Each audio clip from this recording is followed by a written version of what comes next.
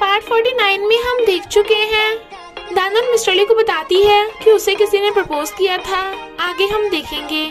I suggest part 50 से पहले part 49 भी देख लीजिए, जिसका लिंक आपको ऊपर बटन पर मिल जाएगा। अगर आपको मेरी वीडियोस अच्छी लगती है तो लाइक और शेयर करना, और हाँ, कमेंट कर जरूर बताना। और ऐसी ही नई नई लेटेस्ट वीडियोस देखने के लिए हमारे चैनल को सब्सक्राइब भी कर देना। पार्ट 50 में हम देखते हैं दानन कहती है पर मैंने उसे रिजेक्ट कर दिया क्योंकि दिल किसी और का और डेटिंग किसी और से ये बहुत बुरी बात है। वो कहता है ये मेरी लाइफ, मैं जो मर्जी करूं, और चला जाता है। मिस्टर पैक को जब पता चलता है तो वो जूनो और मिरीम को ब्रेकअप करने को कहते हैं, बट जूनो कहता है अब मैं बड़ा हो गया हूँ तो मैं अपनी मर्जी से शादी कर सकता हूँ, और मिरीम को ले जाता है। ग्रैंडमा कहती हैं अब मिरीम से कौन शादी करेगा, जूनो उसके साथ रहता है तो उसी को उसकी रिस्पॉन्सिबिलिटी लेनी होगी। मिसू कहती है मेरा जूनो डॉक्टर बनने वाला है, वो मिरीम जैसी ऐसी वैसी लड़की से शादी नहीं कर सकता। ग्रैंडमा कहती हैं तुम हमारी मिरीम को ऐसा कैसे बोल सकती हो, बेचारी मिरीम के मॉम डैड कार एक्सीडेंट में चल बसे थे, पर वो बहुत काइंड और हार्ड वर्किंग है, मैंने भी उसे प्यार से पाला है। फिर वो एक छोटे से घर में रहने लग गई थी।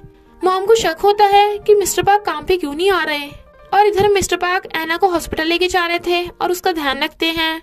एना कहती है तुम्हारी वाइफ गुस्सा करेगी, बट वो कहते हैं मैं उसे मना लूंगा। सीजन दानन को फोन करता है मैं बहुत सैड हूँ, डैड ने न्यू गर्लफ्रेंड बना ली। जब तुम इंटरव्यू के लिए आई मुझे लगा तुम वापस आ जाओगी, पर डैड ने मना कर दिया।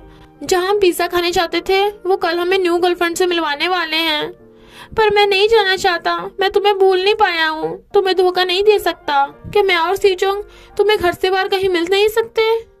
वो कहती है ओके हम बाहर मिल लिया करेंगे। मिस्टर ली तीनों बच्चों को जिमिन से मिलवाता है, पर जिमिन कुछ खास खुश नहीं लग रही थी। जेनी के कहने पे सब चीयर्स करते हैं। दानन उन्हें देख रोती हुई चली जाती है।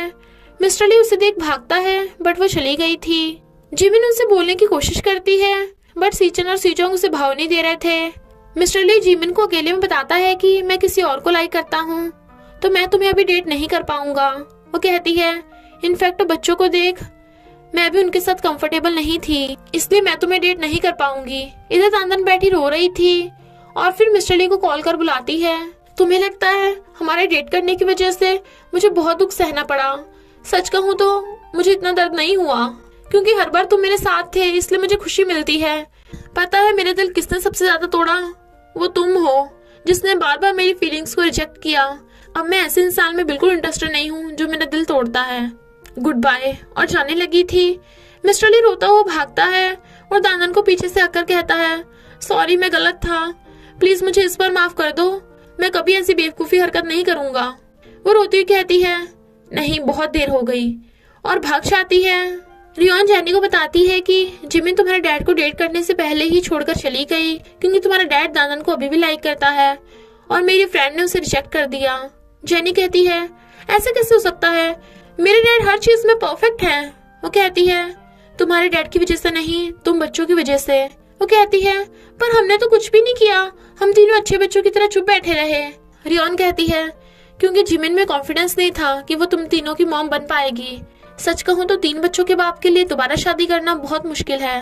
मिस्टर ली बहुत रिच है, तो कोई भी लड़की सिर्फ पैसों के लिए उससे शादी करेगी। मुझे नहीं लगता मिस्टर ली को कोई ऐसी लड़की मिलेगी जो उसे सच में लाइक करती हो, और तुम तीनों बच्चों की दिल से केयर करे सिवाय एक के।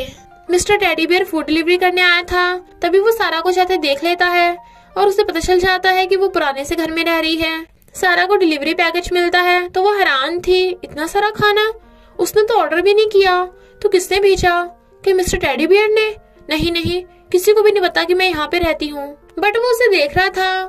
मिस्टर ली परेशान था तो लॉयर कहता है दानन को जाकर पटा ले, वरना मौका हाथ से निकल जाएगा। मैंने अपनी एंग्री वाइफ को मनाने के लिए कार में बैलून्स और रोज भर दिए थे, वो खुश हो गई थी। मिस्टर ली दानन का वेट कर रहा था और उसे बैलून और रोज दिखा के प्रपोज करता है। दानन खुश होकर उसे हक कर लेती है, बट ये तो उसका सपना था। तभी दानन आती है तो सॉरी बोल के उसे बैलून्स और रोज दिखाता है। पोस्टर पे लिखा था दानन प्लीज मेरे लव एक्सेप्ट कर लो। वो हंसती है तो पोस्टर खुद पकड़ लेता है। वो कहती है तुम कितने ओल्ड फैशन हो, इतने घटिया तरीके से कौन प्रपोज करता है। अच्छा लोग इसे जनरेशन गैप कहते हैं। मिस्टर ली पोस्टर समेट के कहता है, मैंने सिर्फ यही नहीं बहुत कुछ प्रिपेयर किया है। वो कहती है, हाँ हाँ, अब तो मुझे रिंग या नेकलेस देने वाले हो। ये कितनी पुरानी ट्रिक है, तुम्हें क्या लगता है मैं ऐसी पड़ जाऊंगी? और जाने लगी थी। वो उसे पढ़ के कहता है, बताओ मैं ऐसा क्या करूं कि तुम मुझे माफ कर दो। बट वो हाथ छुड़ा लेती है तो कहता है, मैंने तुम्हारा दिल तोड़ा है तो एज ए पनिशमेंट मैं यहाँ के 50 चक्कर लगाऊंगा, तो तुम मुझे माफ कर दोगी? वो कहती है, तुम चाहे जो मर्जी करो, मैं तुम्हें माफ नहीं करने वाली। मिस्टर ली ग्राउंड के चक्कर लगाने लगा था। वो चली जाती है पर कहती है, कहीं वो बेहोश हो गया तो? और छुप के देखती है वो सच में भाग रहा है, मुझे क्या, और भाग जाती है। मिस्टर ली बेचारा थका हुआ घर आता है। उसकी एक एक हड्डी दुख रही थी। क्या दंदन सच में मुझसे ब्रेकअप कर लेगी? रात में दंदन मिस्टर ली की हरकतें याद कर हंस रही थी। नहीं, मिस्टर ली 50 चक्कर आसानी से लगा सकता है, पर मुझे क्या? मिस वैंग फ्रिज में देखती है मेड ने खाने को कुछ नहीं रखा तो सारे मैंगोज उठा के ले जाती है। मॉर्निंग में सीचोंग मेड से मैंगोज मांगता है। मैंने कल एक खाया था, वो बहुत टेस्टी था, पर मेड देखती है फ्रिज में तो 4 मैंगो रखे थे पर अब एक भी नहीं है। तो जेनी सीचेन से पूछती है, बट उन्होंने भी नहीं खाया था।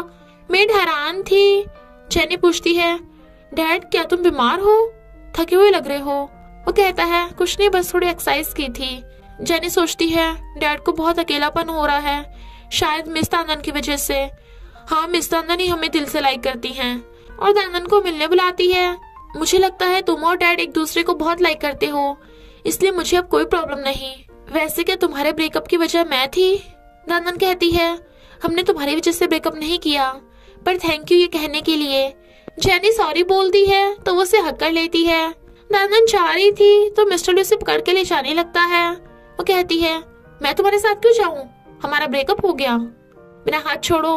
बट वो उसका हाथ और कस के पकड़ के ले जाता है, वो भी चर्च में, और कहता है, मदर मैरी मैं दानन को बहुत लव करता हूँ। हाँ ये सच है कि मैंने उसे बहुत हर्ट किया, पर प्रॉमिस अब मैं कभी उसे खुद से दूर नहीं जाने दूंगा। दानन क्या तुम्हें अभी मेरे विश्वास नहीं? वो कहती है, मुझे हमेशा से तुम पे भरोसा था। और दोनों खुश होते हैं। रात में मिस वैंग के पेट में चूहे कूद रहे थे और किचन में चने लगती है, पर मेड वहाँ झाड़ू लेके बैठी थी और दोनों एक दूसरे को देख चिल्ला पड़ती हैं। मेड उसे भूत समझ रही थी तो मिस वैंग कहती है, भूत नहीं मैं हूँ। बट इतने में मिस्टर ली आ जाता है तो मिस वैंग डरती हुई अपने रूम में भाग जाती है। मिस्टर ली कहता है, ये हमारे घर पे क्या कर रही है? पर मेड तो खुद हैरान थी। रियोन को मिस वैंग फोन करती है, तेरे भाई ने मुझे घर पे छुप के रहते हुए रंगे हाथ पकड़ लिया, प्लीज मुझे बचा ले। रियोन गुस्सा करती है तो कहती है, तो मैं कहाँ जाती, मेरे पास एक चमन्नी भी नहीं है। पर मिस्टर ली को देख चुप। वो कहती है, मॉम तुमने इसकी मॉम की रिंग क्यों चुराई? वो कहती है, क्योंकि मैं तेरे डैड से परेशान हो गई थी। तेरे डैड ने मिस्टर ली की मॉम के मरने के बाद मुझे रिंग पहनाने का प्रॉमिस किया था कि वो मुझे अपनी फैमिली बनाएगा, पर उसने मुझसे रिंग वापस ले ली कि वो मिस्टर ली की फ्यूचर वाइफ को देगा। तुझे पता है तेरे डैड ने मुझे अपने प्यार में डालकर फंसा लिया था, पर रियल में मुझे बस अपनी मिस्ट्रेस समझा। मेरे पास रहने के लिए भी कोई जगह नहीं है। मिस्टर ली सॉरी, मुझे माफ करना। रियोन रोती है। मिस्टर ली चला गया था। वो उसे चुप कराती है और मिस्टर ली से कहती है, माना कि मेरी मॉम ने गलत किया, पर डैड ने भी उनके साथ सही नहीं किया, तो प्लीज मेरी मॉम को यहीं रहने दो। मिस्टर ली उन्हें 2 ऑप्शन देता है, या तो पॉकेट मनी आधी मिलेगी या फिर उन्हें इस घर से जाना पड़ेगा, पर उन्हें एक नया घर मिल जाएगा। तो मिस वैंग आधी पॉकेट मनी चूज करती हैं और कहती हैं, ये सब उस सारा की मॉम की वजह से हुआ है, उसने मेरे गोल्ड बेबीज चुराए थे। और फिर उससे मिलने जेल जाती है। प्लीज बता दे मेरे गोल्ड बेबीज कहाँ हैं? वो कहती है, मैंने सब बेच दिए। तो मिस वैंग उस पर चिल्ला पड़ती है। रियोन भी देबम के साथ काम करने रेस्टोरेंट में आ जाती है, पर मॉम को पता चलता है कि मिस्टर पार्क आज भी कहीं काम पे चला गया, कहीं वो उसी के साथ तो नहीं। और गार्ड से जाकर पूछती है तो वो बताता है कि ऐना भी फौरन नहीं गई। तभी वो मिस्टर पार्क को ऐना के साथ देख लेती हैं। वो दोनों साथ में सब्जी खरीद रहे थे और ऐना के घर चले जाते हैं। मॉम रोती हैं और ग्रैंडमा को बताती हैं कि मिस्टर पार्क का ऐना के साथ अफेयर चल रहा है, पर दानन भी सुन लेती है। मॉम कहती है, मैं क्या करूं, मैं अब जीना नहीं चाहती। दानन तू किसकी साइड है? नहीं, मैं उन दोनों को अलग करके रहूंगी। और भागती हैं। मिस्टर पार्क ऐना के लिए खाना बनाकर चले जाते हैं। तभी मॉम आकर ऐना को मारने लगती हैं और उसका सामान फेंक के कहती है, तू अमीर है तो इसका मतलब ये नहीं मुझसे मेरे हस्बैंड को छीन लेगी। एना कहती है, सॉरी पर मिस्टर पार्क सिर्फ प्रॉब्लम की वजह से मेरी हेल्प कर रहा है, हमें कुछ भी नहीं हुआ। दानदन आके देखती है मॉम रो रही है तो उन्हें उठाने लगती है और कहती है, मिस एना तुम मेरी मॉम को कैसे हर्ट कर सकती हो। वो कहती है, ऐसा नहीं है, मैं अब अपने कर्मों की सजा भुगत रही हूँ। दानदन कहती है, तो मेरे डैड के पीछे क्यों पड़ी है, हमारी लाइफ से और इस दुनिया से गायब क्यों नहीं हो जाती। मेरी सिर्फ एक मॉम है जिसने मुझे पाला है। और मॉम को उठाकर ले जाती है। वो कहती है, थैंक यू मेरी साइड लेने के लिए। वो कहती है, ऐसा क्यों बोल रही हो मॉम, मैं उस लेडी को डैड से दूर कर दूंगी, डैड ऐसे नहीं है, जरूर कुछ गलत फहमी हुई होगी, तो प्लीज एक बार उन पे भरोसा रखो। तो मॉम उसे हक कर लेती है। जूनो और मिरीम हक कर रहे थे बट मिसू उन दोनों को देख लेती है और जूनो को घर ले जाने आ जाती है। वो मना करता है तो मिसू कहती है, अब से तेरा मेरा कोई रिश्ता नहीं, और मॉम से जाकर हारने के लिए बोलने लगी थी, पर मॉम तो खुद ही रो रही थी कि मिस्टर पार्कर ने चीट किया। मिसू हैरान। मिस्टर टेडी बियर सामान रख के जा रहा था पर सारा कहती है, अपना सामान वापस ले जाओ वरना मैं यहाँ से भी चली जाऊंगी। वो कहता है, तुम्हें बेबी की हेल्थ के बारे में सोचना चाहिए और इस पर गायब मत होना वरना मैं तुम्हें माफ नहीं कर पाऊंगा।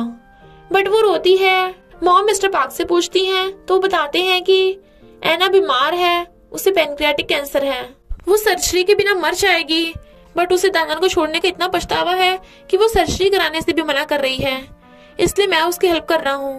मॉम कहती है, वो रिच है, अपने लिए केयर टेकर रख सकती है, पर तुम मुझे बिना बताए उससे मिलने क्यों चाहते थे, तुम्हें क्या फर्क पड़ता है वो मरे या जिए। वो कहते हैं, फर्क पड़ता है, वो दानदन की बर्थ मॉम है। दानदन भी रोती है क्योंकि उसने एना को गायब होने के लिए कहा था।